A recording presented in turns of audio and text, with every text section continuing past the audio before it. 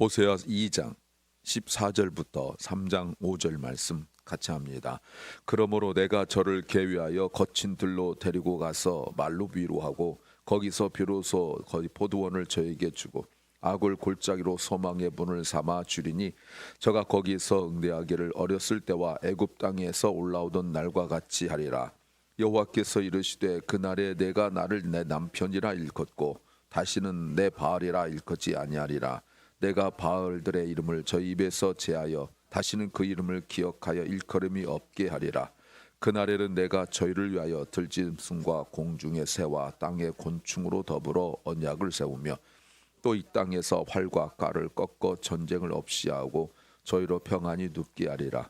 내가 내게 장가들어 영원히 살되 의와 공변됨과 은총과 긍휼히 여김으로 내게 장가들며 진실함으로 내게 장가들리니 내가 여호와를 알리라.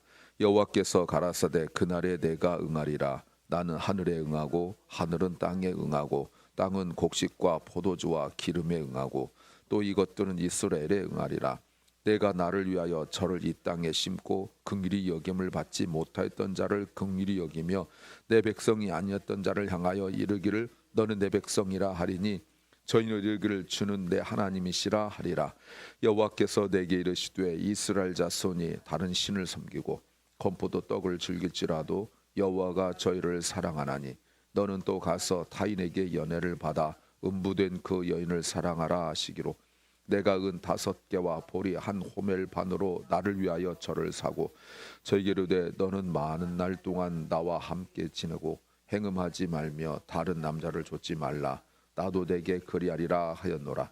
이스라엘 자손들이 받은 날 동안 왕도 없고 군도 없고 제사도 없고 주상도 없고 에봇도 없고 드라밈도 없이 지내다가 그 후에 저희가 돌아와서 그 하나님 여호와와 그 왕 다윗을 구하고 말일에는 경외함으로 여호와께와 그 은총으로 나아가리라. 아멘.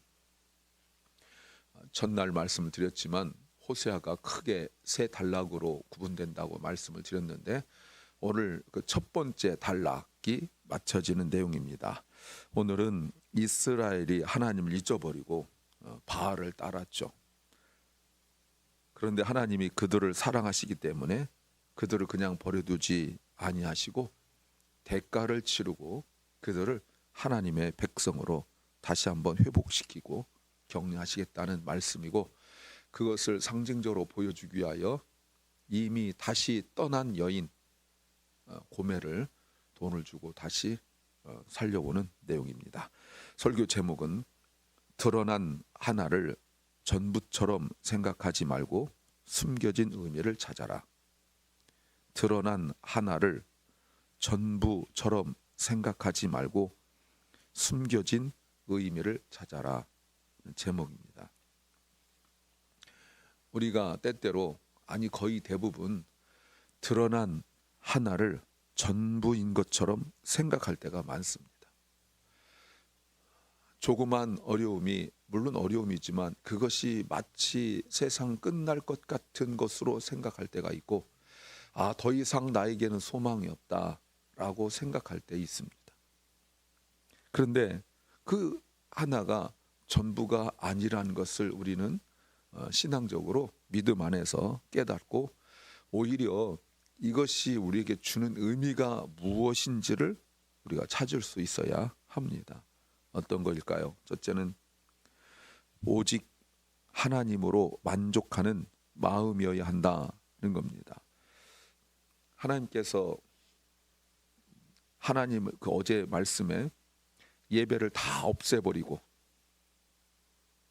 그리고 하나님께서 베풀어 주셨던 모든 것들을 다 없애버리고 그리고 하나님께서 징계를 내리시겠다고 말씀하셨지만 14절 그러므로 내가 저를 권면하여서 거친 들로 데려가서 말로 위로하고 라고 말씀하고 있습니다.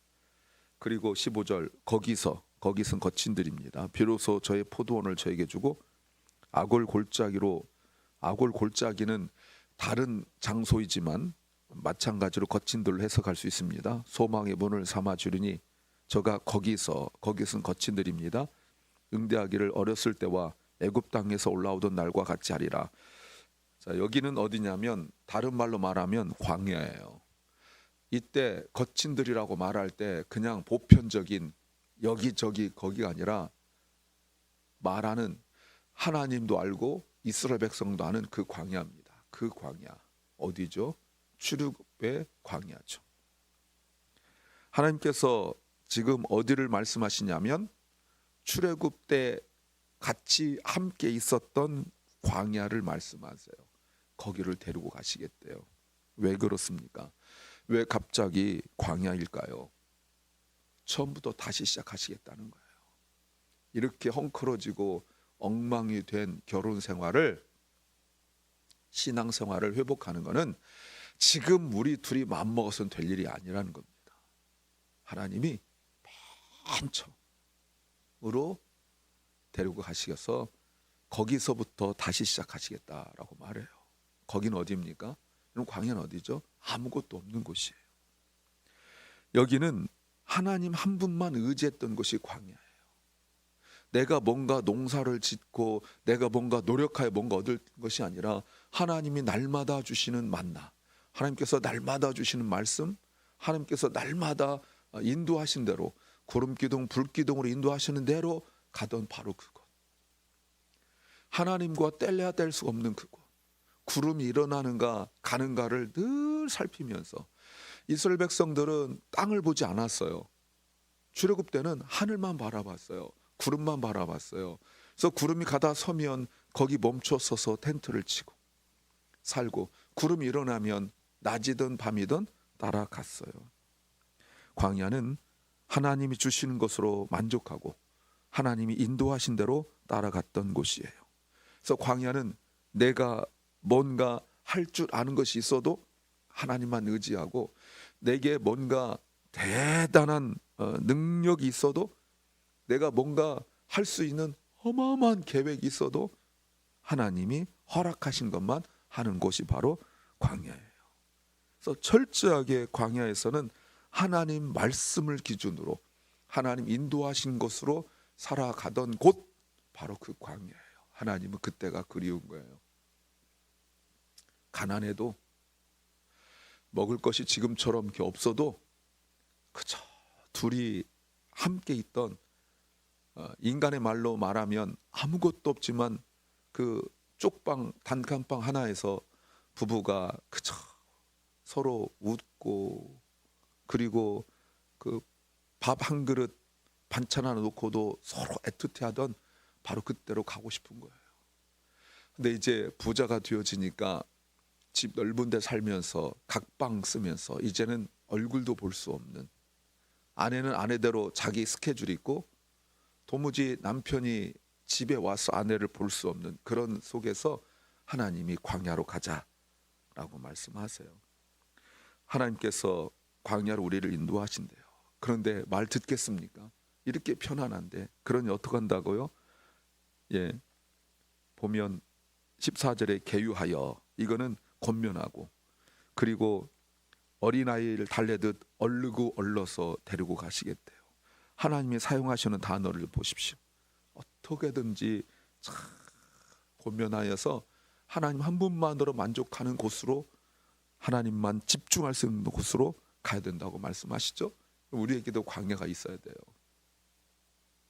하나님만 집중하는 곳이어야 돼요. 우리 마음이 하나님만 생각하고 하나님만 담을 수 있는 그곳이어야 돼요. 그런데 지금 이스라엘 백성들은, 북이스라엘 백성들은 잘 사는 것, 돈, 사업, 풍요로움, 물질, 여기에만 묶여 있고 붙들려 있어요. 그들의 누리는 모든 것이, 풍요로움이, 돈이 하나님께서 주신 것인데 그들은 이미 예배가 무너졌어요. 안 드린 건 아니라고 말씀을 드렸죠.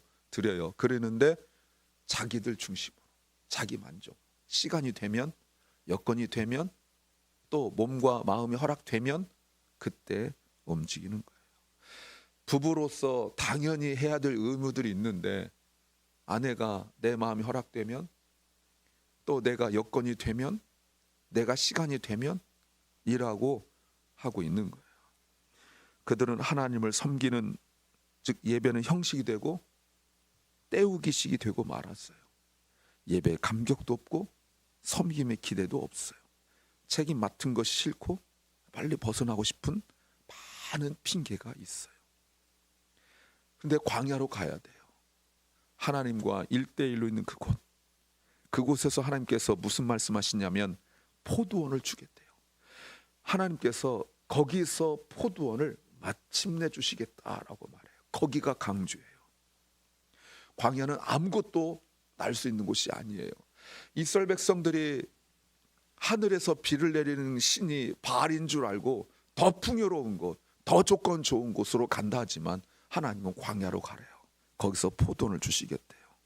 아골 골짜기는 아무런 소망이 없는 곳인데 거기서 소망의 문을 삼아 주겠대요. 거기부터 문을 열고 나가면 모든 것들이 다 잘 되는 곳이에요. 아무것도 없는 곳인데 하나님은 소망과 위로를 말씀하세요.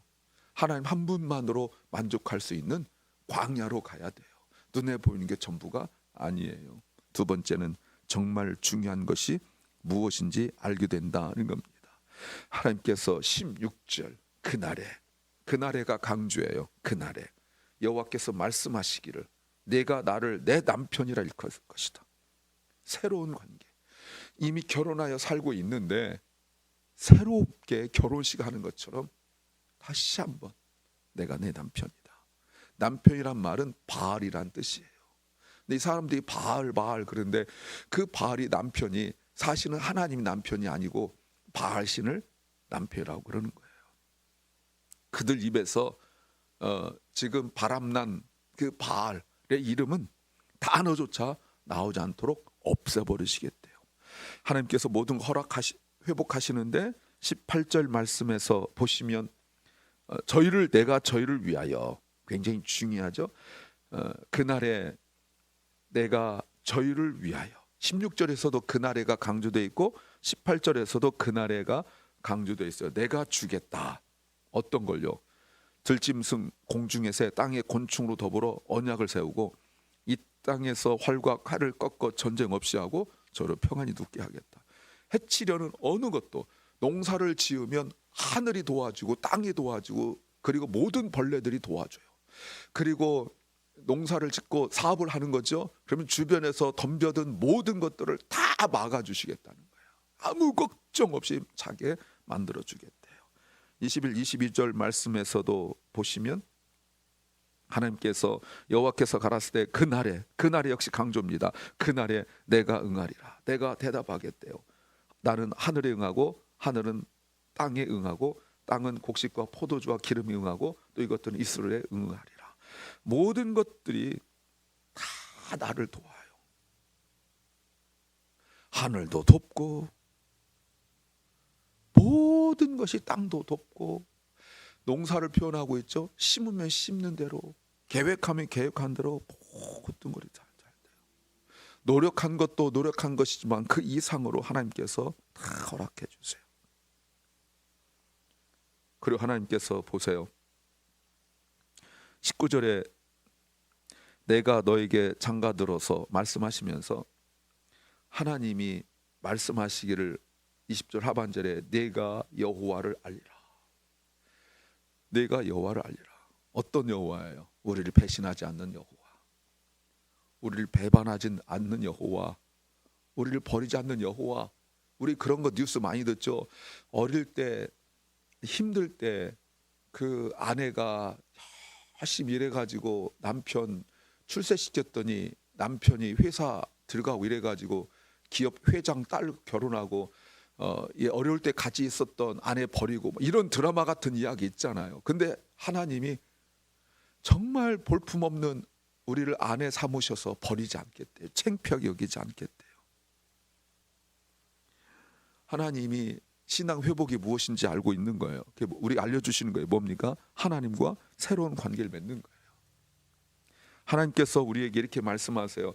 내가 너에게 지금 장가들겠는데 결혼하시려고 그러는데 예물을 우리에게 무슨 말씀하신 보세요. 예물을 가져오는데 옛날에 예물은 돈이었잖아요. 근데 하나님이 우리에게 가져오신 예물이 무엇이냐면 의와 공평입니다. 그리고 은총과 긍휼히 여기심과 그리고 20절 진실하심, 이 5가지예요. 여러분, 이게 예물처럼 보여집니까? 그러니 이게 답답한 거예요. 이스라엘 사람들이 하나님께 예물을 원하는 건 돈이에요. 풍족한 거예요.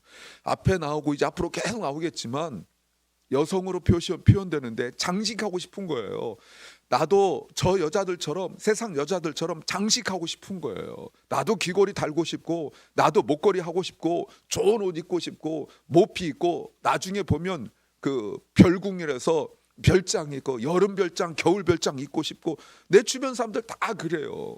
바알을 남편으로 섬긴 사람들 다 그래요. 근데 하나님이 나의 남편인데 하나님은 나에게 뭘 주시냐면 의와 공평과 진실함과 이런 거 준대요. 이 세상 살아가는데 아무짝에도 쓸모없는, 이래서는 돈 못 벌어요. 근데 그걸 주시겠대요.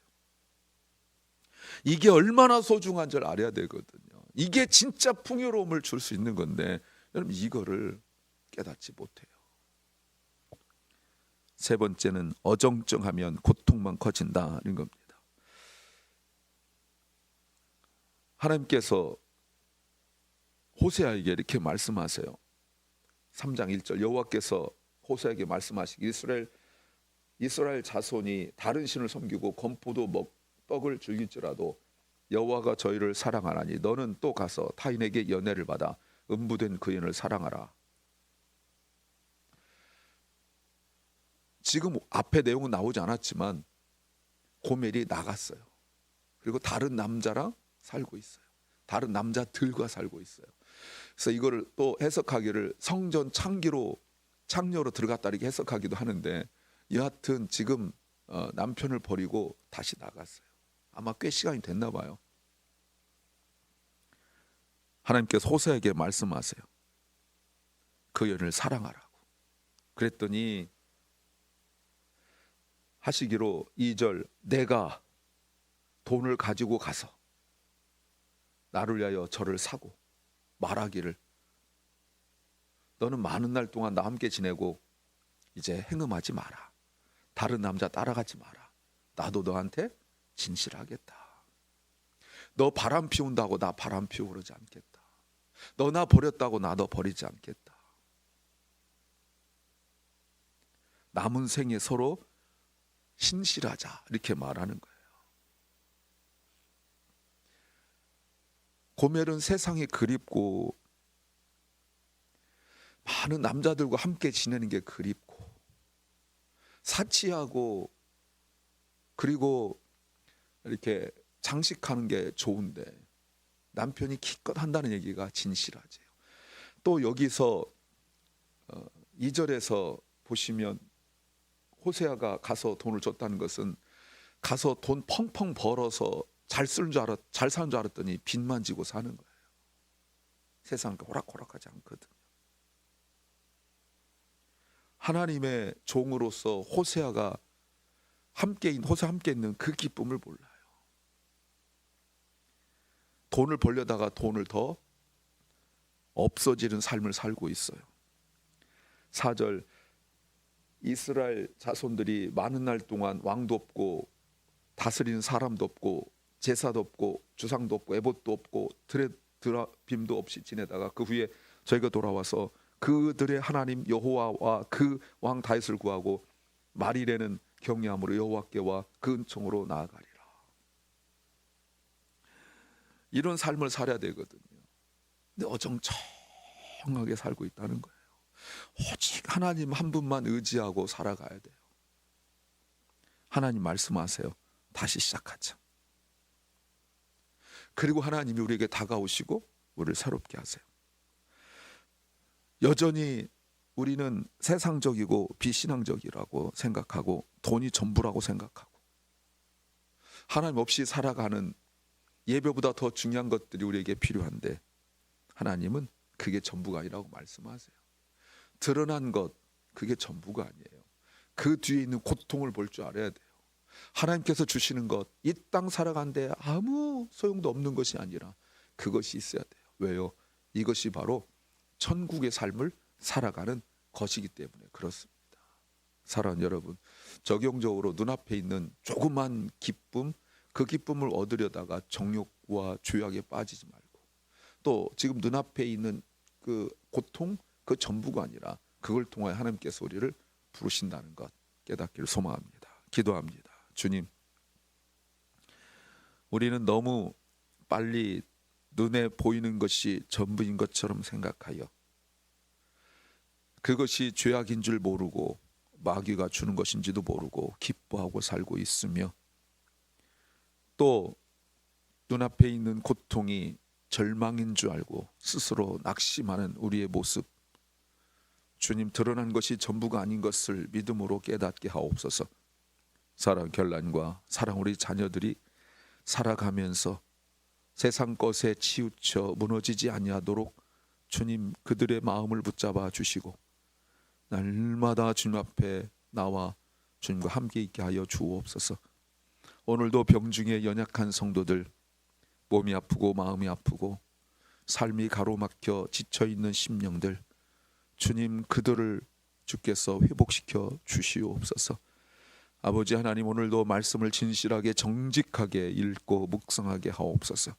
오늘 하루가 주님께 더 가까이 난 하루가 되게 하시고, 또 우리가 금요 기도회로 주님 앞에 간절히 부르짖고 찬양하며 기도하기를 소망하오니 우리의 마음의 소원 응답하여 주실 줄로 믿습니다.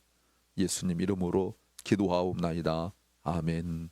하늘에 계신 우리 아버지여, 이름이 거룩히 여김을 받으시오며 나라의 마옵시며 뜻이 하늘에서 이룬 것 같이 땅에서도 이루어지이다.